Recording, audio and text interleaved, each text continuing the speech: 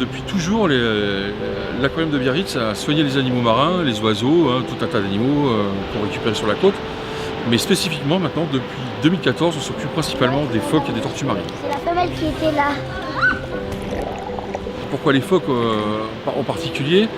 Parce que les phoques s'échouent sur la côte basque et landaise, suite à des épisodes de houle importants qui arrivent pendant la période de sevrage de ces jeunes animaux, qui proviennent la plupart du temps des colonies d'Europe du Nord, sud d'Angleterre, sud d'Irlande.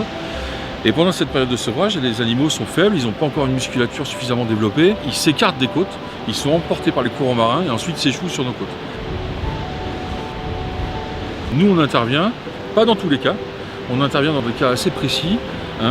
Si un animal a un embonpoint suffisant, on ne l'embête pas, c'est-à-dire qu'il est en phase de repos, il se repose avant de repartir plus au nord. Alors qu'un animal blessé, on le requinque sur le point de vue santé, alimentation, avant d'envisager un relâché. Cet hiver, donc, nous avons pu accueillir trois jeunes phoques gris qui ont nécessité donc une prise en charge. La première a été Alianor qui s'est échouée donc, au mois de janvier sur la grande plage de Hossegor, à un poids assez inquiétant puisqu'effectivement elle faisait 17 kg.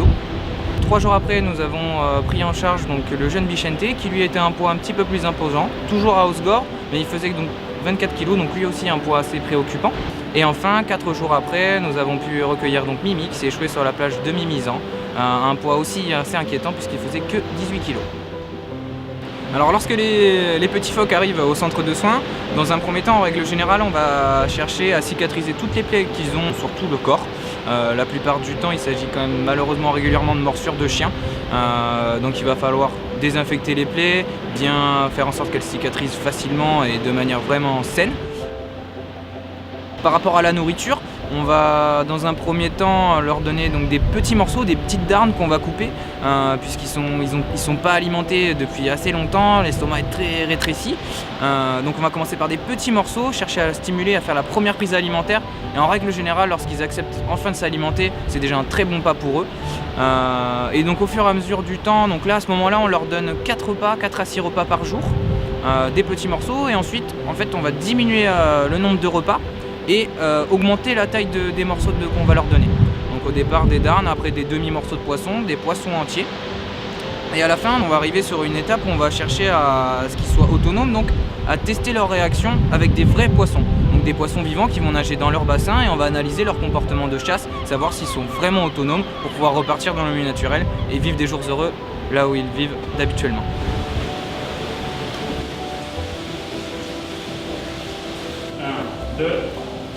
Pour suivre l'évolution de nos petits phoques, en fait on va les peser une fois par semaine, tous les vendredis, pour suivre tout simplement l'évolution du poids.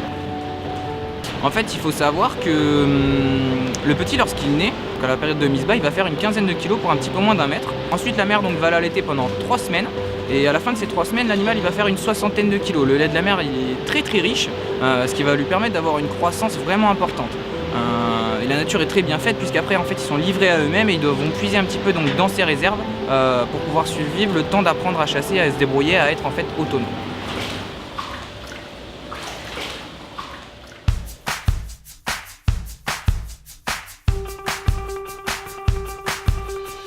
C'est le grand jour, on est parti ce matin aux alentours de 6 h. Avant ça, on avait marqué les animaux individuellement avec une bague.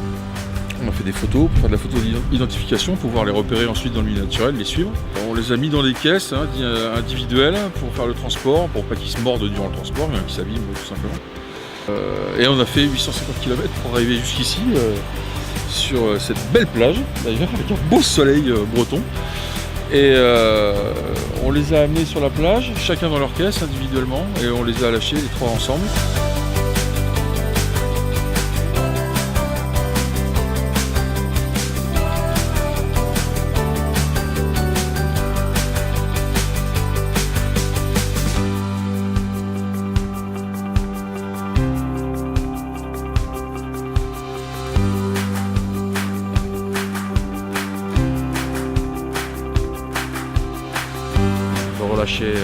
C'est très bien passé et en fait pour nous c'est une très grande satisfaction parce que c'est l'aboutissement de tout le travail qu'on a fait, que toute l'équipe a produit pendant les 3 mois où on les avait dans notre centre de soins à l'aquarium de Biarritz.